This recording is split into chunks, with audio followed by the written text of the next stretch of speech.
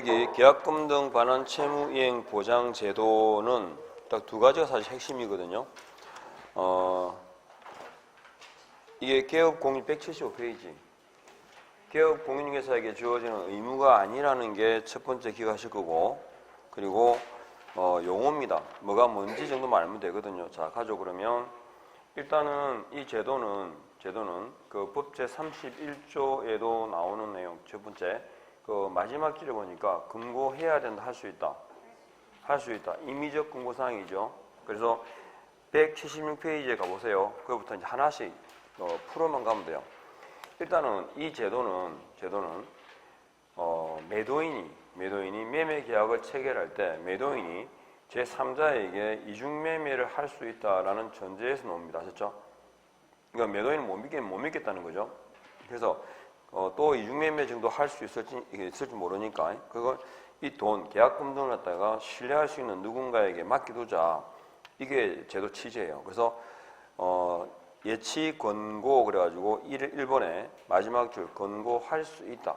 다음 페이지에 페이지 넘겨보시면 본문에서 체크하시면 돼요. 그러니까 용어를 봐야 되니까.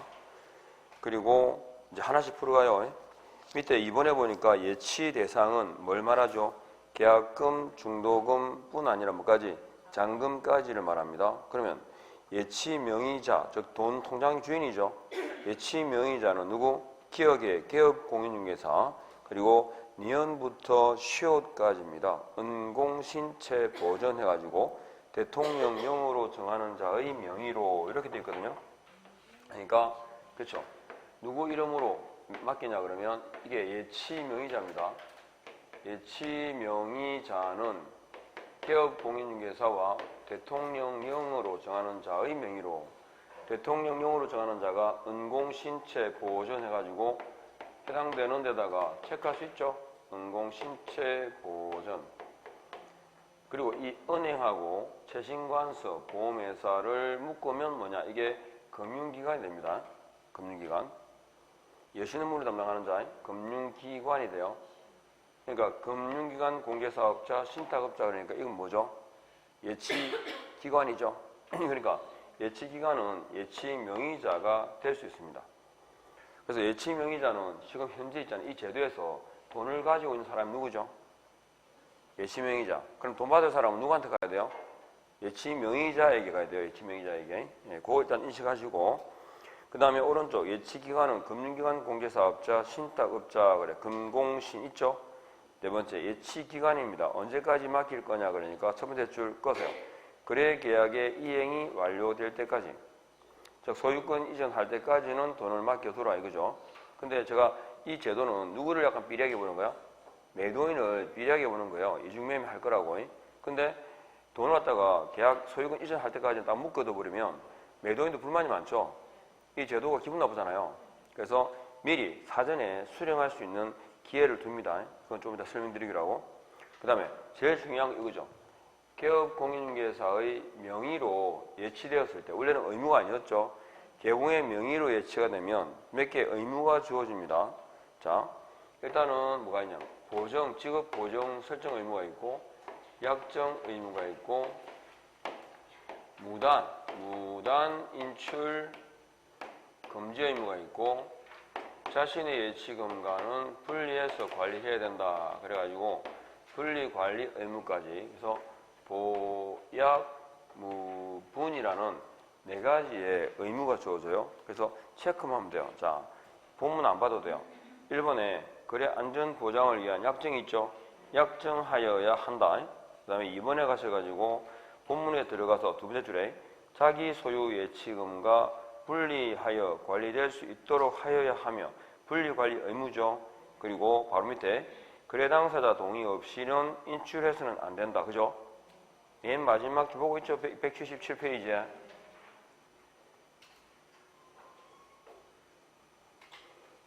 제가 쭉쭉쭉 체크하고 갈 때는 무조건 따라와야 됩니다. 그래서 거래 당사자 동의 없이는 인출해서는 아니 된다라는 말은 뒤집어서 거래 당사자가 동의하면 인출할 수 있을까 없을까? 있다는 거죠. 그러니까 시험에 나올 때 이렇게 나왔죠. 거래 당사자 동의와 관계없이 그 인출을 금지한다 이렇게요. 틀린 거 아시겠죠? 예, 그거. 그리고 넘겨보십시오. 보정 설정 및 정서 교부 나오는데, 자, 이 제도는 원래가 누가 비리했죠? 매도인이 비리했잖아요. 근데 이제 누구 이름으로? 개공의 명의로 통장을 딱 만들어 놓으니까 이제 누가 비리한 거야? 개공이 또 돈 찾아가서 뺏어 그죠? 도망갈 줄 모르겠다는 거지. 그래서 보정을 설정해야 됩니다. 보정을 설정하라고요. 그러니까 지급할 것을 보장하기 위한 보정을 설정해야 됩니다. 여기까지. 그래서 보정 설정 의무. 자, 시험 지문에 보약 무분이라는 말이 딱 나왔어요. 그럼 뭘 찾아야 될까? 본문에 개공의 명의로라는 말이 있는지를 봐야 돼요. 그러면 이게 의무가 돼요. 그리고 의무는 위반에 대한 제재가 따라오죠. 업무 정지 대상이 됩니다. 그러니까 제가 이제 이틀은 딱 이 지문이 딱 기억하실 거예요. 들어보세요. 개업공인중개사가 계약금 등을 금융기관에 예치한 경우에는 거래 당사자 동의 없이 인출해서는 아니 된다. 해서 이렇게 나왔어. 틀린 거 맞는 거야. 진짜? 들어봐요. 개업공인중개사가 계약금 등을 금융기관에 예치한 경우에는 거래 당사자 동의 없이 그 인출을 금지하고 있다. X예요. 무단 인출 금지라는 이 의무는 이 돈이 누구 명의로? 개공의 명의로 예치할 때인데 지금 제가 드린 말씀 중에는 금융기관에 계약금을 예치했다 그랬지 누구 이름으로 예치했다는 말 안 했어요. 이해하겠죠? 그러니까 보약무분이라는 이 네 가지가 나오면 제일 먼저 체킹하실 것보다 개공의 명의로, 자신의 명의로라는 말이 있는지를 먼저 확인하셔야 돼. 됐죠? 예, 그렇게. 그 다음에 갑니다. 그 다음에 4번에 계약금 등이 아까 사전수령 있죠? 예, 그러니까 계약 거래가, 즉 소유권 이전할 때까지 찾아가지 마라 그러니까 계약금도 미리 수령할 수 있는 기회를 줍니다. 언제? 쌍가루 1번의 두 번째 줄 뒤에 가보세요. 찾았습니까?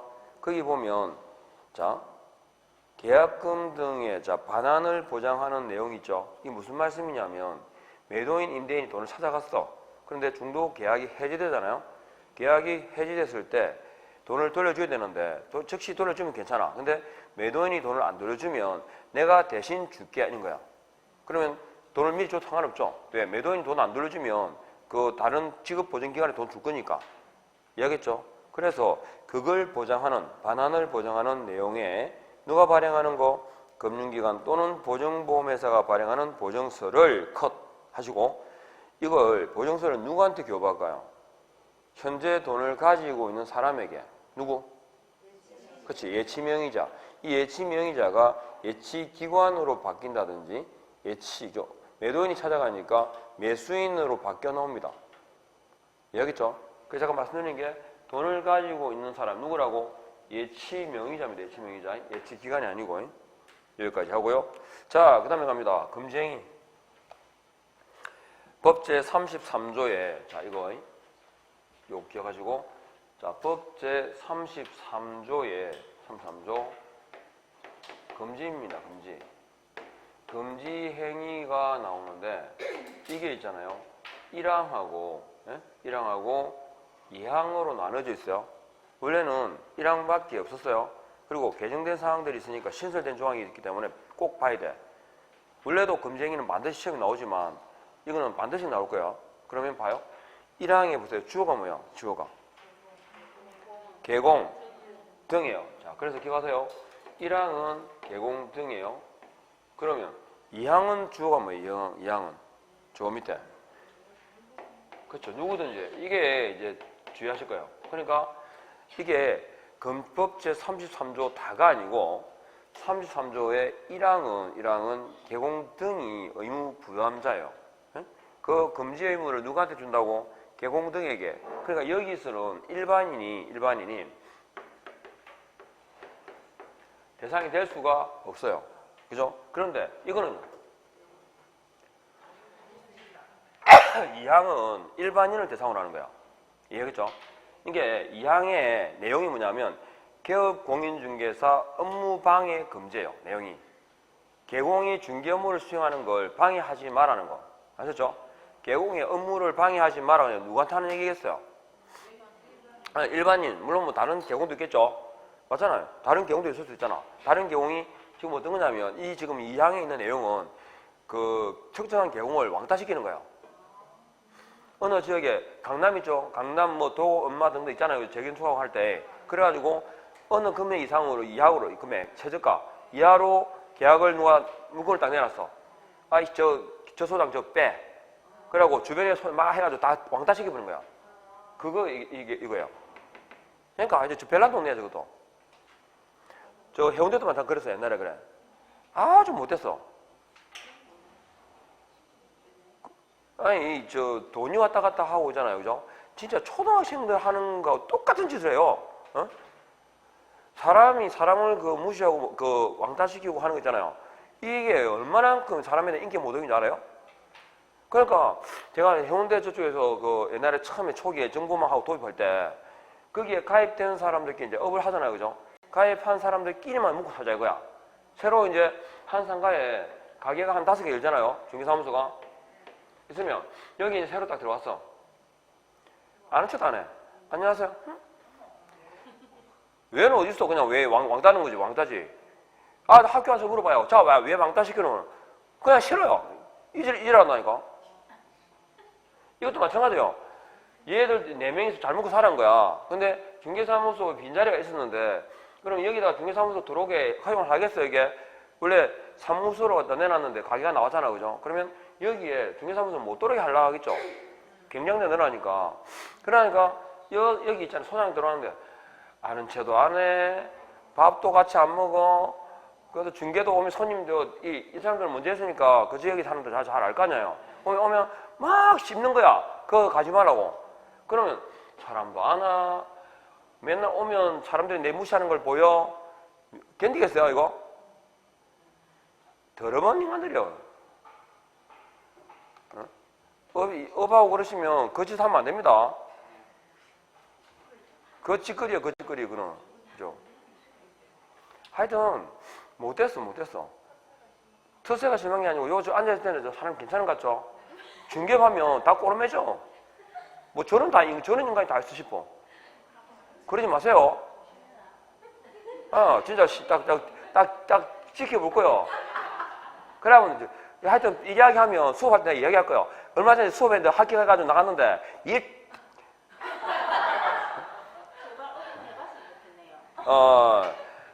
아니요, 합격하실 거예요. 합격하실 거예요. 괜찮아요. 10월 31일 되면 기분 좋게 합격하실 거니까 걱정 안 하셔도 돼요. 여기 앉아 계시는 분들은 대부분 제가 합격할 것 같아요. 제가 얼굴도 아니까. 아니, 진짜로 제가 합격하고 싶으시면 그 수업의 강사가 내 얼굴을 기억하고 있을까? 그러면 합격해요. 뭐냐? 수업 안 빠졌다는 거거든요. 열심히 하고 있다는 거거든. 맨날 와서 좋은 사람도 기억하긴 해요. 제가 가는 학원에 있어요. 사람은 예쁘장하셔가지고 왜 자요? 시종일관 자요. 아주 애가 어려가지고 막 새벽에 막 깨고 그런가 봐요. 그래가지고 너무 피곤해가지고 그래가지고 자기도 미안한가 보더라. 그리고 같이 이제 원장님들하고 같이 이제 식사도 만나니까 엘리베이터에서 만났는데 제가 너무 졸아서 죄송해요. 어려가지고 할 수 없다면. 그래도 공부하러 오니까요. 안 빠지고 오니까. 어쨌든 아셨죠? 일하시면 그러면 안 됩니다. 하여튼 더러운 짓 하면 안 돼요. 진짜. 그래도 하면 귀에 들어오면 내가 수업할 때 이야기 씹을 거야, 내가. 하여튼 그런 인간이 있다고. 그냥 공부할 때는 몰랐는데 딱 일을 하니까 본성이 나온다면서. 진짜. 정말로 좋은 소장들 별로 드물어요. 사람이 대부분 그렇죠. 왜냐면 사람은 인간관계는 항상 돈에서 시작됩니다. 말로만 하는 거는 립서비스 잘하잖아요. 미국 애들 잘하는 게 그거잖아요. 립서비스. 박자로 공 잘 던지면 뭐 최고의 투수라고. 좀 더 못하면 먹튀우 돼가지고, 그죠? 근데 실제로 정말로 돈이 왔다 갔다 하잖아요. 우리가 일을 하면 바로 눈에 앞에 돈이 보이잖아요. 그러니까 실제로 그거를 하기 쉽지 않죠. 이렇게 무시하고 인간 다 좋게만 하기는 힘든데, 그래도 최소한 정확하긴 해야 되고요. 어느 선은 안 넘어야 됩니다. 이거 있잖아요. 이건 인간에 대한 모독이죠. 누가 인사 같이 사무실 일을 하면서 지나가다가 인사, 이 지랄한다, 이 지랄을 해.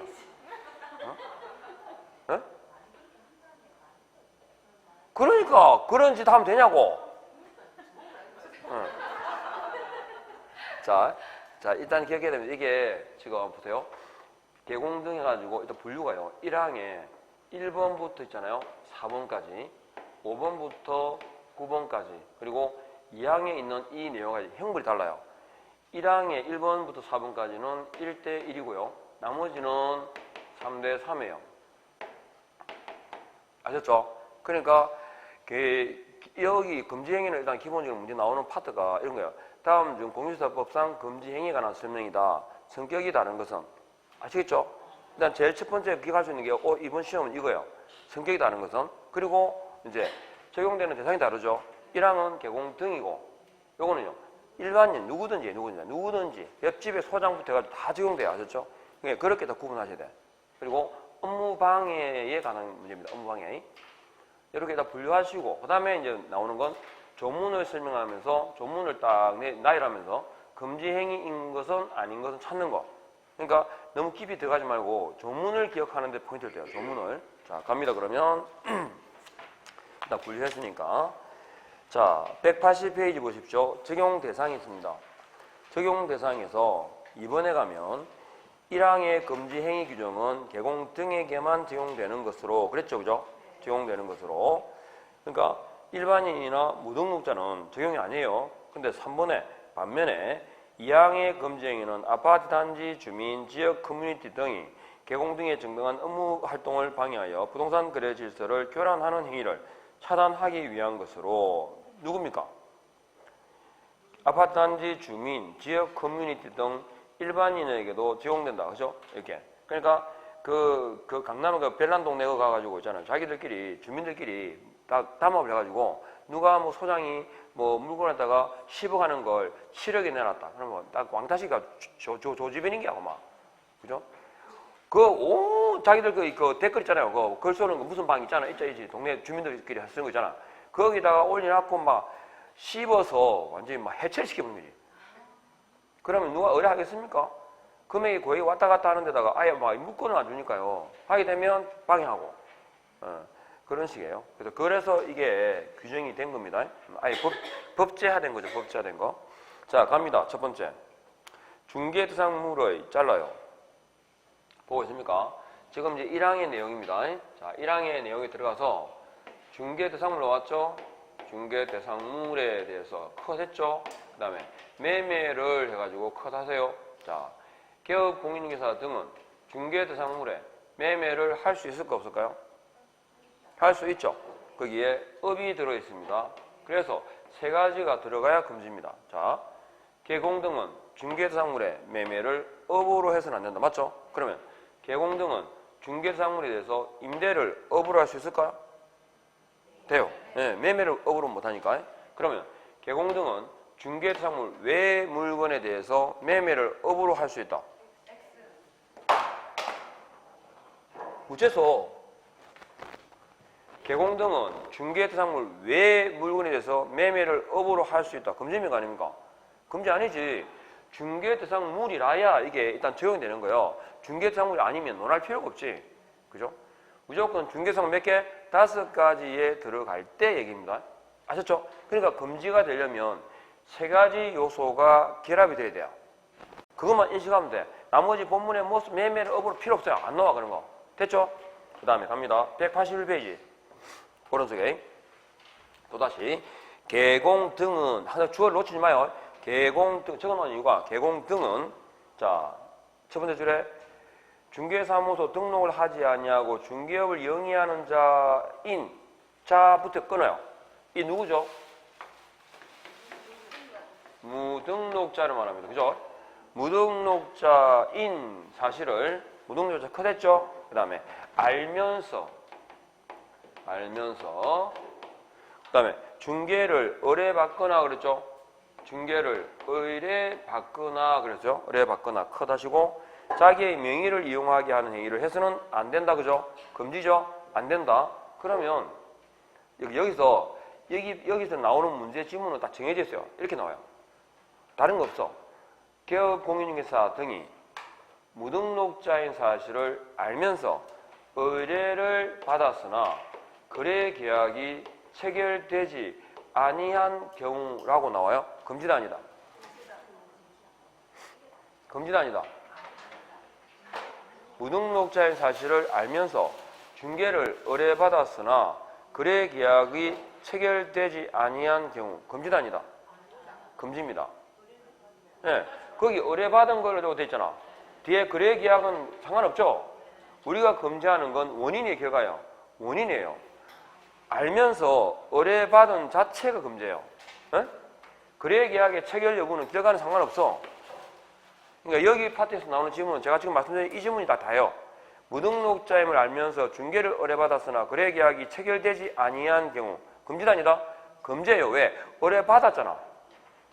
이해하겠죠? 그리고 여기서 딱 지도 감독이 걸렸잖아. 그죠? 걸리면 뭐라 해야 됩니까? 뭐라 하면 될까? 몰랐는데요. 그럼 돼요. 이게 포인트입니다. 알면서 의뢰받은 자체가 위반이에요. 알면서. 그러니까 이렇게 나왔어요. 들어보세요.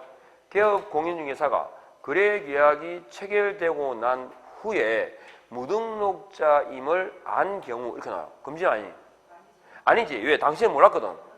그래서 알면서가 포인트라는 거야. 알면서가. 예. 당시에 알았는데 의뢰받은 자체가 위반이라고. 됐죠?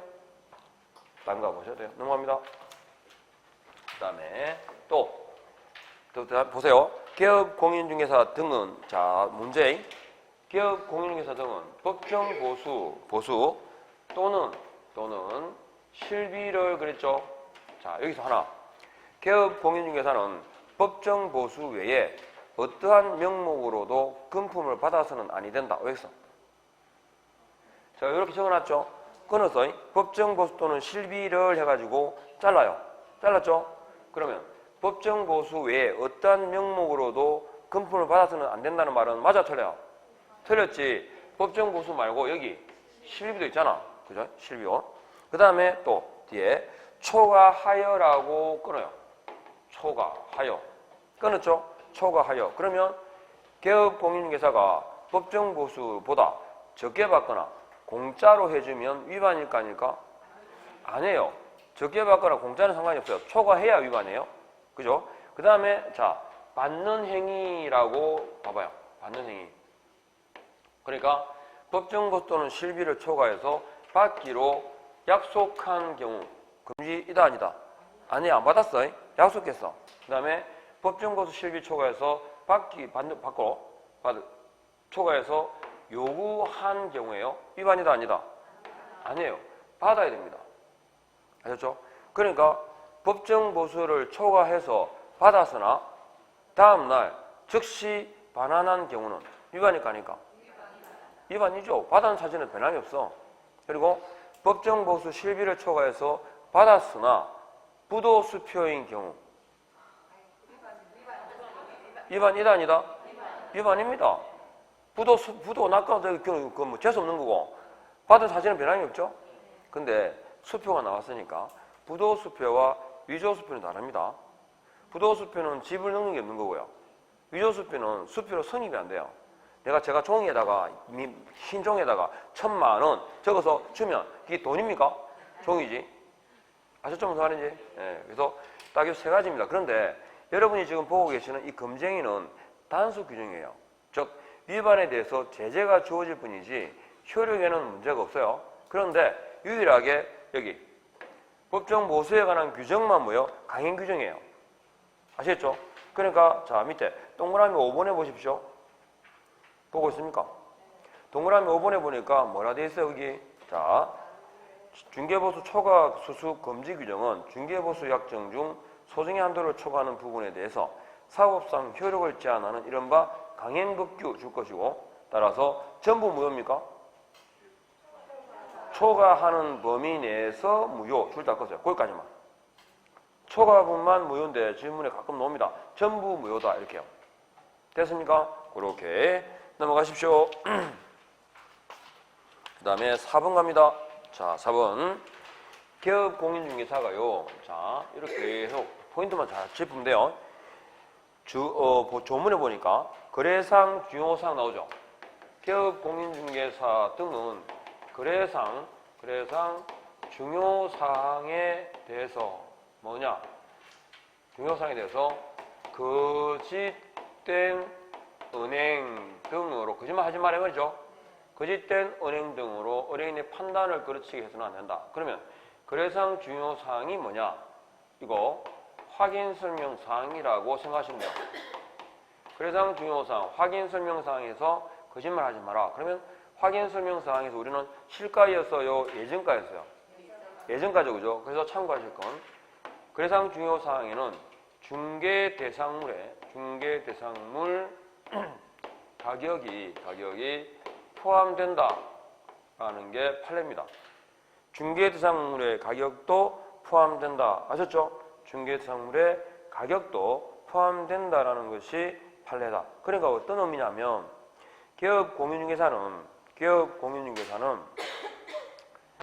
정상 가격을 파악해서 설명해 줄 의무가 있는 거예요. 그러니까 정상가보다 지극히 높거나 지극히 낮은 금액으로 계약을 성사시키는 경우, 아셨죠? 뭐라고? 거짓말이에요.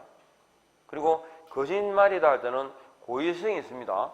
일부러라는 의미가 들어가요. 그리고 거짓이라고 할 때 거짓은 작위 거짓말, 부작위도 거짓에 포함됩니다. 예를 들어서 작위는 미확인 개발 계획을 유포하는 것도 거짓말이고요. 부작위는 중대한 하자가 있음을 알면서 설명을 안 한 거예요.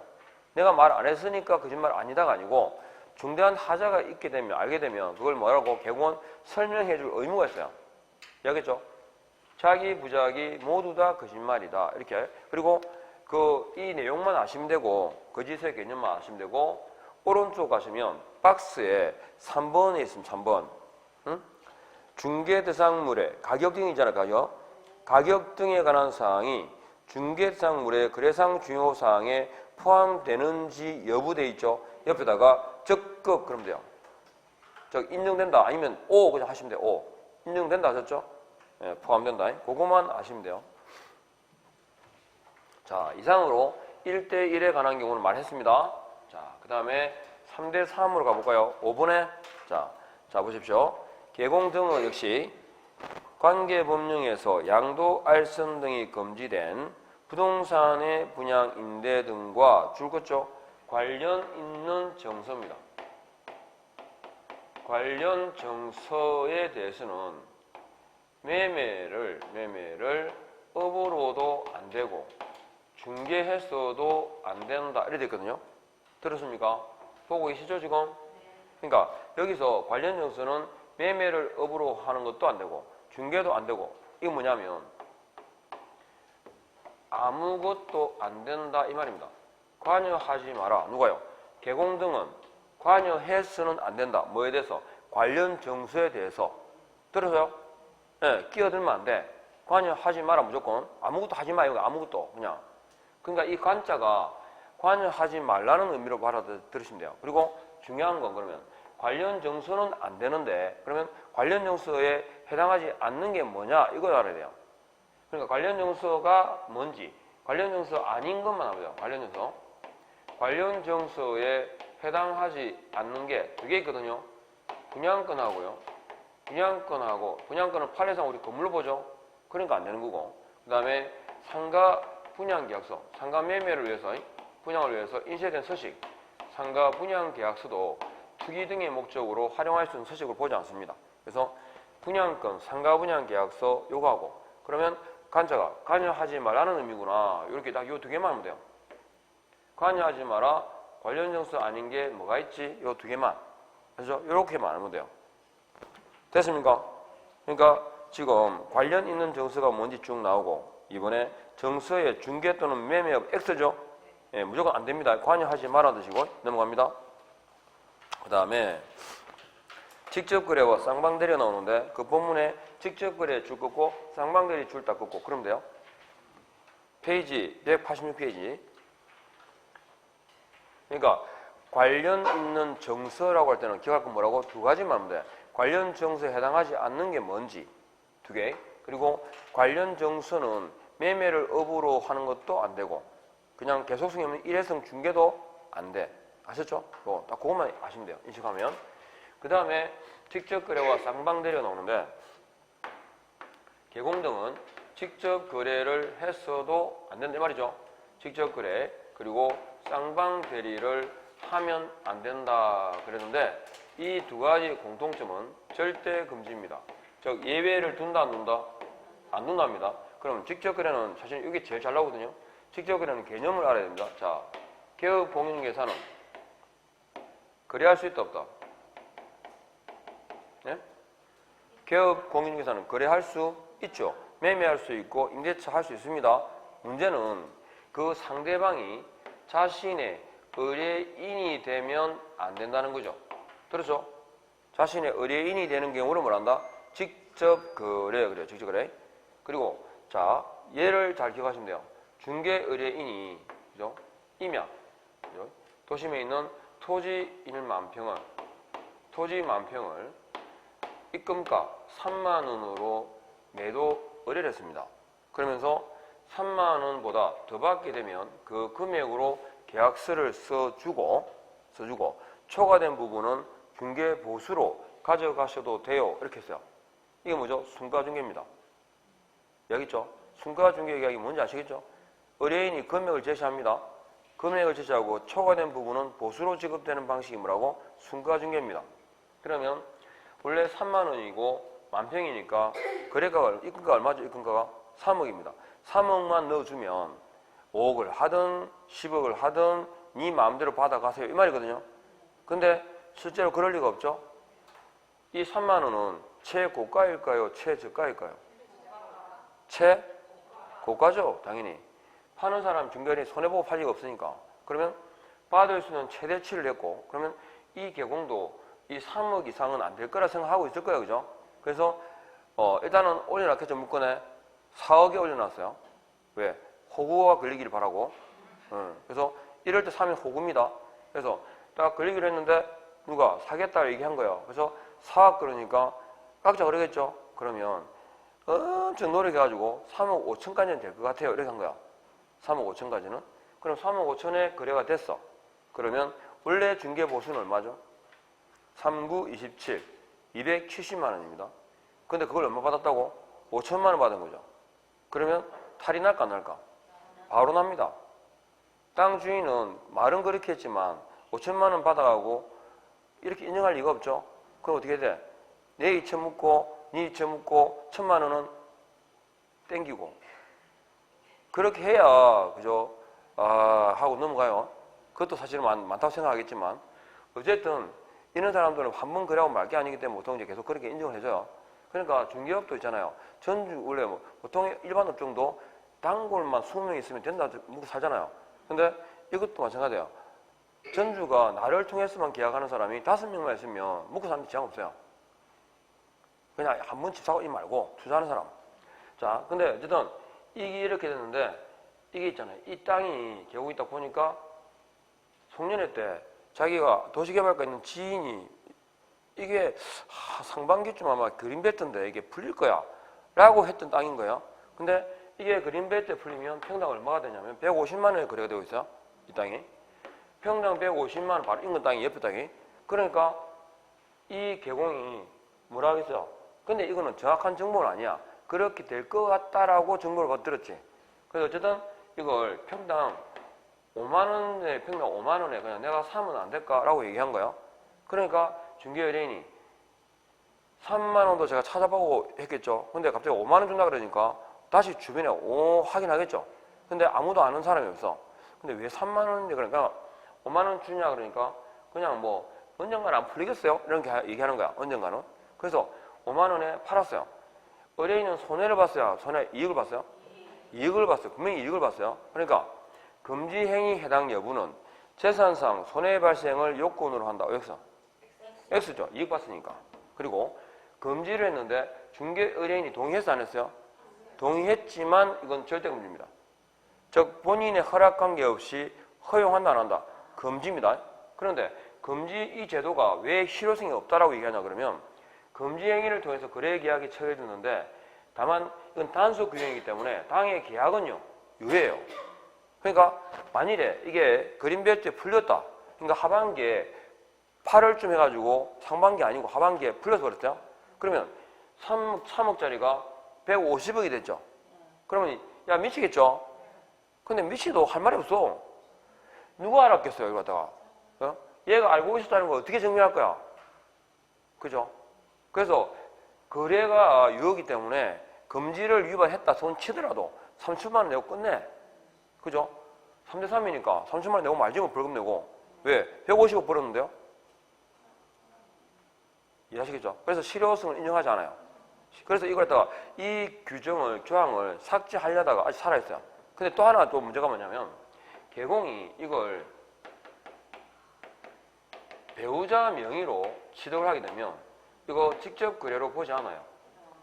이거 누구 거예요? 배우자 거예요. 집 누구 겁니까? 그렇죠. 짱이다. 아니 제가 가는 데마다 여쭤보거든요. 제가 여쭤본 분도 다 자기 거래요.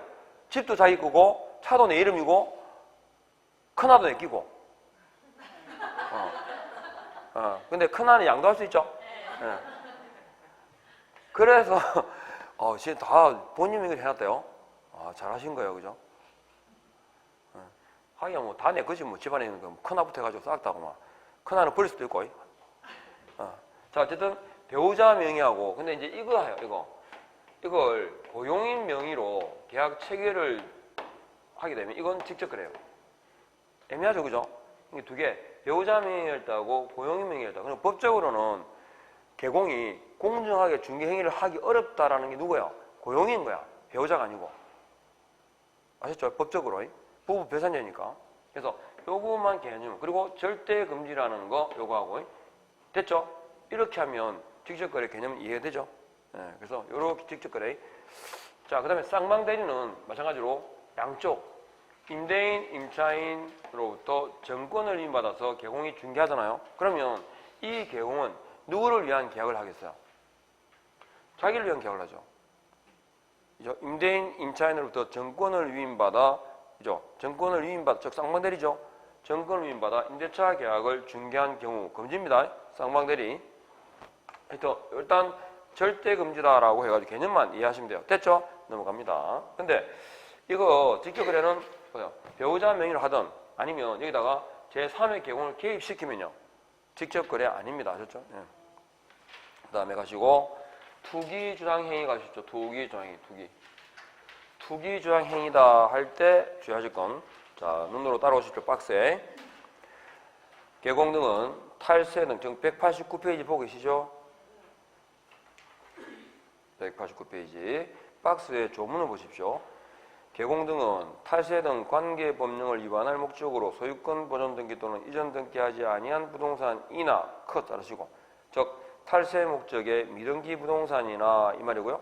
그 다음에 관계 법령 규정에 의하여 증매 등 권리 변동이 제한된 부동산의 컷 잘라요. 잘랐죠? 대상 부동산이 몇 개 있습니까? 2개의 부동산이 있습니다. 2개의 부동산에 대해서 우리가 지금 하지 말라는 건 투기 주장행위죠. 투기를 하지 말라는 얘기입니다. 그럼 우리가 투기하는 이유는 뭘까요? 차익을 얻는 게 목적입니다. 그래서 투기를 하는 이유는 차익을 얻기 위함인데 그러면 우리가 알고 있는 계약 방식 가운데 민법상에 차익이 발생할 수 있는 계약이 뭐가 있어요? 우리가 지금 민법상 계약 가운데 대상으로 하고 있는 건 매매 기간 임대차죠. 그 중에서 매매밖에 없어요. 그러니까 투기 조장 행위가 되려면 여기 2개 부동산에 대해서 무슨 계약이 매매 계약이 결합되어야 된다라는 게 일단 첫 번째. 임대차가 들어가면 이거 아닙니다. 그리고 매매를 통해서 투기 조장 행위가 된 투기했는데 문제는 투기과열 지구 내에서의 분양권 점유는 금지거든요. 그런데 투기과열 지구 내에서 분양권 점유했는데 경기가 급격히 안 좋아져가지고 마이너스 피가 생긴 거예요. 그러면 차익이 아니라 차손이죠. 차손이 발생하면 금지입니까 아닙니까? 금지입니다. 우리가 금지하는 건 원인입니까 결과입니까? 원인입니다. 투기 조장 행위를 못하게 하는 거지 차익에 발생하는 관계가 없다. 계약 방식은 매매여야 한다. 2개만 따르면 돼요. 네, 여기까지. 자, 넘어갑니다. 그 다음에 190페이지에 8번, 9번 꼭 기억할 거. 추가된 거. 8번에 부당한 영향. 네, 부당한 영향. 본문에다가 보십시오. 눈에. 따라옵니다. 8번에 부당한 이익을 얻거나 제3자에게 부당한 이익을 얻게 할 목적으로 거짓으로 거래가 완료된 것처럼 꾸미는 등 그러니까 계약이 거래가 안 되고 있는데, 그죠? 뭐 물건이 뭐 8억에 매매 뭐 이런 거 있잖아요. 계약 체결 이런 식으로 하면 옆에 사람들이 어떻게 해서요? 아, 8억에 거래가 됐구나. 8억에 팔아야 되겠네. 이야기 정도 아니지. 그래서 시세에 영향을 주는 거야. 그래서 시세에 부당한 영향을 주거나 우려가 있는 행위, 그러니까 부당한 영향에다 줄 거야. 핵심은. 그러니까 다음은 이익을 얻거나 제3자가 이익을 얻게 할 목적으로 해가지고 거래가 계약 완료된 것처럼 꾸미는 등의 부당한 영향, 이렇게 하면 시세에 부당한 영향을 주거나 요거. 그 다음에 9번은 뭐냐? 부당한 영향이 추가된 거 기억해야 됩니다. 부당한 영향을 주는 경우. 그 다음에 또 9번이 뭐냐면 단체 구성이에요. 단체를 구성해서 어떻게 한다고 그래서 그게 특정한 있잖아요. 개공을 제외시키거나 공동 중개를 제한시키는 거예요. 그러니까 단체를 딱 만들어가지고 혼자 하면 말빨이 안 쓰니까 단체를 구성해가지고 제하고 저 중개사무소에 물건 의뢰하지 마. 아셨죠? 중개하지 말고. 아니 또 계약을 하는데 저 사람하고는 중개하지 마. 이렇게 되는 거예요. 보통 다 공동 중개니까. 그래서 그런 경우를 말합니다. 중개를 제한하거나, 그죠? 그 다음에 그 외의자, 즉 단체 구성은 외의자하고 공동 중개를 제한하는 행위를 해서는 안 된다. 됐죠? 단체 구성에다가 포인트를 딱 두시고 해서 추가된 겁니다. 그 다음에 오른쪽 자 갑니다. 시세 교란입니다. 시세 교란 목적의 개공에 대한 금지 그랬는데, 자 중요한 건 1번에 누구든지 줄 딱 긋고 누구든지 시세에 부당한 영향을 줄 목적으로 다음 어느 하나의 방법으로 개업 공인중개사 등의 업무를 방해해서는 안 된다. 아셨죠? 방해해서는 안 된답니다. 그러니까 업무방해 금지입니다. 그렇죠? 그러면 업무방해 금지의 형태가 어떤 게 있나? 누구든지 개공의 업무방해를 금지합니다. 자, 어떤 경우가 쭉 있냐 그러니까 첫 번째가 중개 의뢰 제한입니다. 중개 의뢰를 제한한다. 특정한 개업 공인중개사에게 저 소장한테는 물건을 주지 마 이런 거죠. 중개 의뢰 제한입니다. 그 다음에 두 번째가 뭐냐면 2번이 부당한 차별입니다. 그러니까 거기 보니 시세보다 현저하게 높게 표시한 것 또는 중개하는 자기들이 선호하는 개국 소장 있겠죠. 선호하는 그 소장한테만 물건을 주고 의뢰하고 또 다른 사람한테도 저 소장한테만 해 계약을 이해하겠습니까?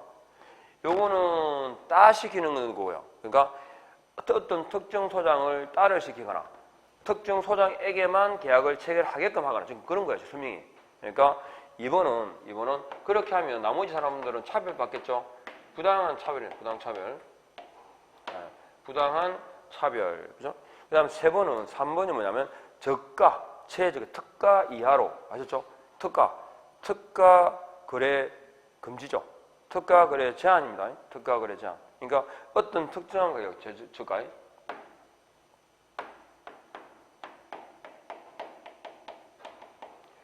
특정한 가격, 특가 이하죠. 그죠? 특가 이하. 특가 이하로, 거래 제한입니다. 거래를 금지하는 거예요. 최저가 이하로는, 즉, 특정 가격 이하로 의뢰하지 아니하도록 유도하는 거죠. 특가 거래 제한입니다. 그 다음에 3번의 반대가 뭐냐면 5번이에요. 5번. 그러니까 개념이 막 그물을 치고 있는 거예요. 어떤 특정한 개공한테 중개를 의뢰하는 것도 금지하고, 그 다음에 특정한 개공에게 계약을 막 유도하는 것도 금지하는 거고, 아셨죠? 안 되고. 그 다음에 3번은 특정한 금액 이하로 계약하지 마라 하는 거죠.